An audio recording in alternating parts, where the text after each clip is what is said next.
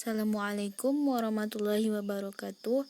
Baiklah, saya Zahara dari kelompok 10 akan mempresentasikan dari materi kami, yaitu tentang kemagnetan. Bagian yang akan saya sampaikan yang pertama adalah tentang gaya Lorentz. Interaksi kawat berarus dalam sebuah medan magnet akan menghasilkan gaya yang disebut gaya Lorentz. Besarnya gaya Lorentz dipengaruhi oleh besarnya kuat medan magnet, arus listrik, dan panjang kuat. Semakin besar arus listrik, gaya Lorentz yang akan dihasilkan semakin besar. Semakin panjang kawat berarus yang ada dalam medan magnet, gaya Lorentz yang dihasilkan juga semakin besar. Untuk arah arus dan arah medan magnet saling tegak lurus.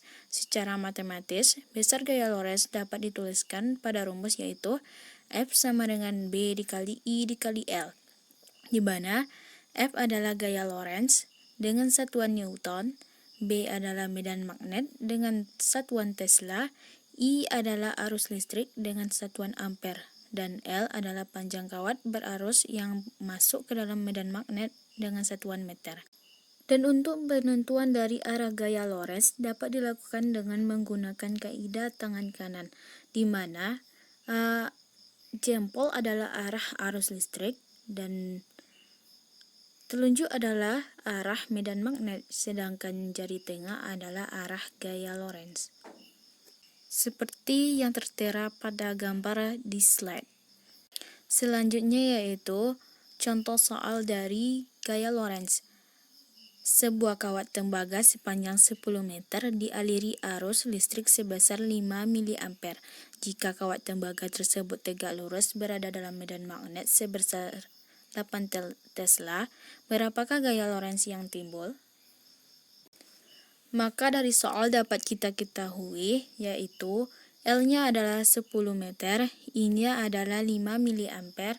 Jika dijadikan ampere, maka menjadi 0,005 ampere, dan B-nya adalah 8 Tesla. Yang ditanyanya adalah gaya Lorentz atau F.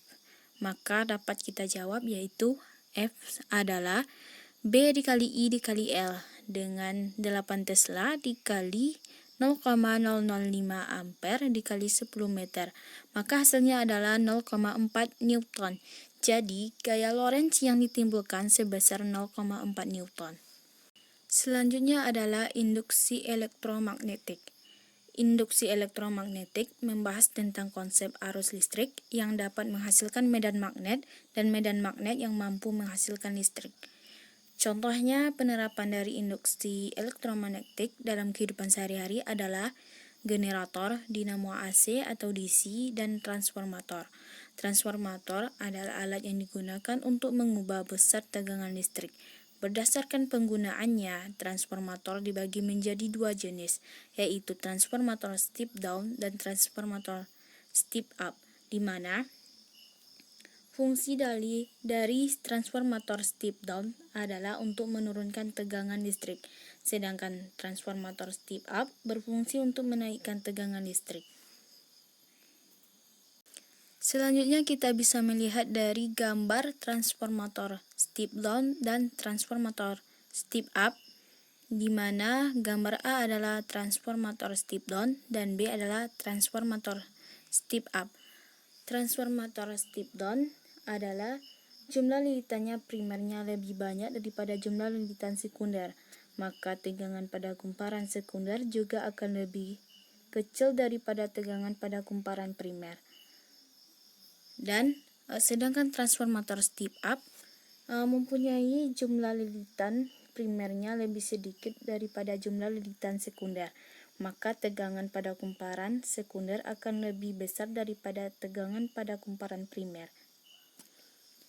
Dan untuk rumus dari transformator dapat kita lihat di slide, yaitu Vp per Vs sama dengan Np per Ns, di mana Vp adalah tegangan pada kumparan primer, Vs adalah tegangan pada kumparan sekunder, Np adalah banyaknya lilitan pada kumparan primer, dan Ns adalah banyaknya lilitan pada kumparan sekunder. Selanjutnya adalah contoh soal dari transformator. yaitu di mana sobat ingin mengubah tegangan AC 220 volt menjadi 110 volt dengan suatu transformator. Tegangan 220 volt tadi dihubungkan dengan kumparan primer yang memiliki 1000 lilitan. Kumparan sekundernya harus memiliki jumlah lilitan sebanyak. Dari soal dapat kita ketahui VP-nya adalah 220 volt, VS-nya adalah 110 volt, NP-nya adalah 1000 lilitan. Maka yang ditanyanya adalah NS.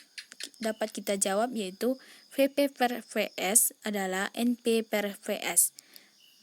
Dan NS sama dengan VS per VP dikali NP. NS sama dengan 220 per 110 dikali 1000 lilitan. Maka hasilnya yang dapat kita lihat yaitu 2000 lilitan. Selanjutnya yaitu efisiensi transformator.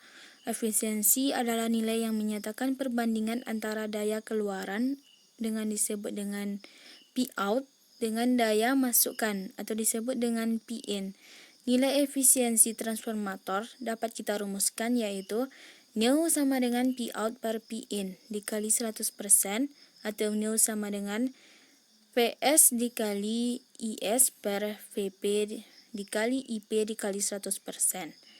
Mohon maaf kepada teman-teman, di slide dituliskan PS per PP. Maka yang betulnya adalah VS dikali IS per VP dikali IS dikali 100%. Di mana nu adalah efisiensi transformator dengan satuan persen dan Pout adalah daya pada kumparan sekunder dengan satuan watt dan PP adalah daya pada kumparan primer dengan satuan watt.